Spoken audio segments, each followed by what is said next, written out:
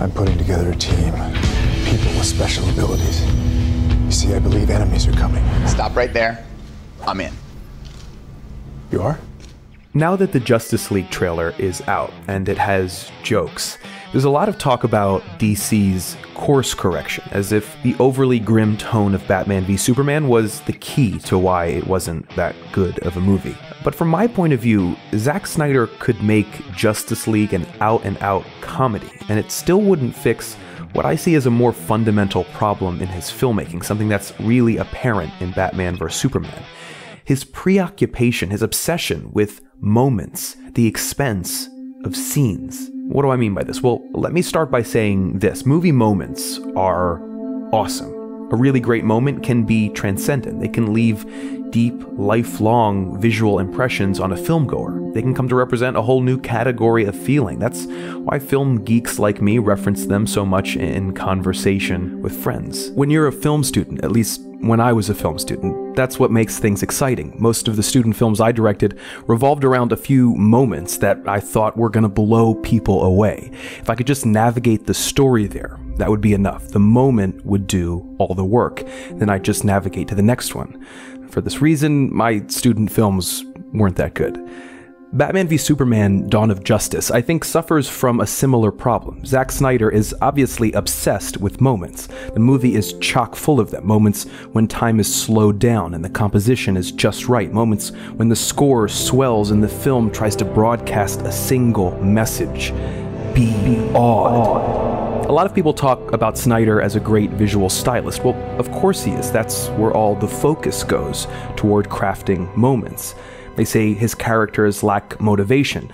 Well, of course they do, because all character motivations are subservient to the film's own motivation to reach the next moment. It makes sense then that Snyder puts extraordinary care into montages. Twice in this film, the opening credits featuring Batman's origin story, and at the 44-minute mark spotlighting Superman's more impressive heroics, we have slow-motion moment montages.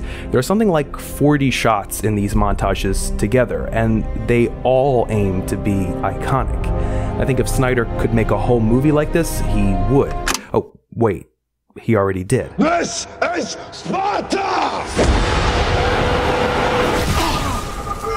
It's also why he favors dream sequences and flashbacks, more excuses to show more moments. What Batman v Superman really lacks is scenes, actual scenes, not just filler between moments. The scenes are hard to define since they're so malleable. It's hard to say what one is, but what a good scene does is dissolve the actors and the soundstage and the costumes and makeup and camera angle into a living and breathing reality. There should be a strong sense of place, a feeling of possibility, that the characters who inhabit the space could go anywhere within it, even if they don't, even if you know that the technicalities of lighting and blocking wouldn't let them. In other words, the discrete elements that make up a good scene should not feel like they're in service to something else, even though they are. Too often in Batman v Superman, the characters feel awkwardly placed in their scenes. I mean, does anyone get the sense that Clark Kent, Lois Lane, or Perry White actually spend time at the Daily Planet? We visit the Daily Planet 8 times in the movie, but the longest scene there is only 1 minute and 11 seconds. The rest are under 1 minute, and half are under 30 seconds. This doesn't feel like a place, it feels like a fraction of a location where people say things like this. When the planet was founded, it stood for something, Perry. The Batcave, Lois and Clark's apartment, Lex Luthor's office, the Kryptonian ship, all have the same issue, and that's just about the extent of the settings that we visit more than once in the film. What's more, these scenes are filmed largely in medium shots, close-ups, or extreme close-ups, which makes it even harder to ground the scenes, or for the audience to ground itself within them. And in all these places, we spend an awful lot of time looking at screens. There's also very little distinction between Metropolis and Gotham, the two cities that sculpted their respective heroes. If you're looking for a metaphor for the whole film, note the fact that one of the longest scenes takes place on an abandoned island between the two cities that the heroes completely destroy. Building a good scene isn't only about location. It's about fitting the dialogue, the tone, and the characters into that location and endowing it with a sense of duration. Avengers Age of Ultron from last year, it isn't a perfect movie, but there's a great story about how Joss Whedon fought to keep the Hawkeye farmhouse scene in the film. That slow-paced, confident scene runs for a full 16 minutes, right in the middle of the action. And when you're there, you're not waiting to go somewhere else. You're there, learning about the characters. And when those characters have their moments later in the film, they land with poignancy. Of course, almost all films, especially superhero blockbusters, are going to have expositional scenes and scenes that set up future action. And in great movies, all the scenes often work together to participate in an overarching tone or a complex message. But great scenes function as their own little universes within a film, and good movies should have plenty of them.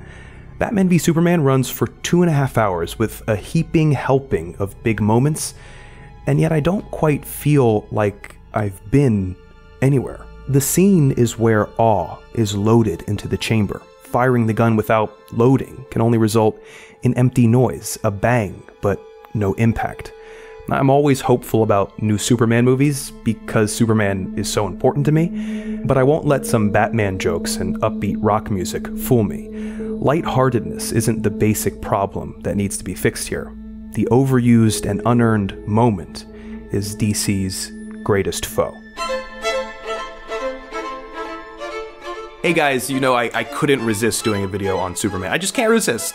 There's a new Nerdwriter video every Wednesday, so if you go right there and click that and subscribe to this channel, you'll get all of them. That really helps me out. I gotta thank Squarespace for helping to sponsor this video. They help to fund this channel without interfering in the content, which is just so awesome. They make sleek, intuitive websites. You don't have to know coding. If you sign up for a year, you can get a free domain name, and if you use the offer code NERDWRITER at squarespace.com, you can get 10% off your first purchase, which is cool if you want to make a website. Thank you guys so much. I'll see you next Wednesday.